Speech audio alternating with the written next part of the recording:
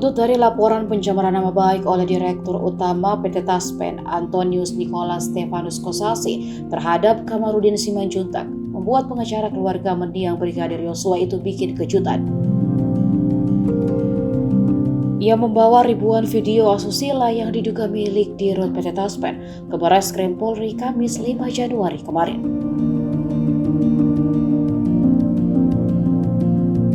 Kedatangan Kamarudin ke Barreskrim adalah memenuhi panggilan penyidik Direktorat Tindak Pidana Cyber atas laporan Dirut PT Taspen. Namun seolah tak ingin datang tanpa bukti, Kamarudin juga membawa bukti video berisikan skandal Dirut PT Taspen dengan sejumlah wanita. Sebanyak 6.000 video skandal itu katanya telah dipindahkan ke harddisk dan diserahkan ke penyidik Barreskrim.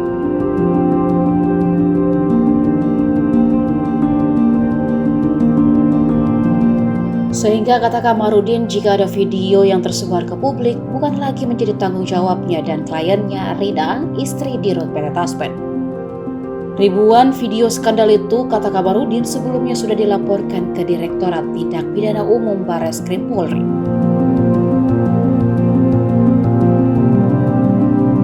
Namun menurut Kamarudin, kasusnya dihentikan karena tidak ditemukan unsur pidana. Kini kata dia, 6.000 video skandal itu diserahkan ke penyidik sebagai barang bukti bahwa apa yang dikatakannya tentang Dirut PT Taspen bukanlah hoaks.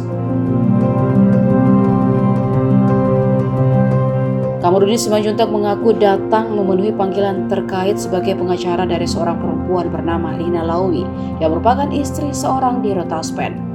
Kamarudin pun menyebut telah bersurat kepada Presiden, Wakil Presiden, Menko Polhukam, Komisi 3 DPR termasuk Kapolri, Wakapolri, Menteri BUMN terkait permasalahan kliennya. Dia ingin kasus ini bergulir hingga ke pengadilan.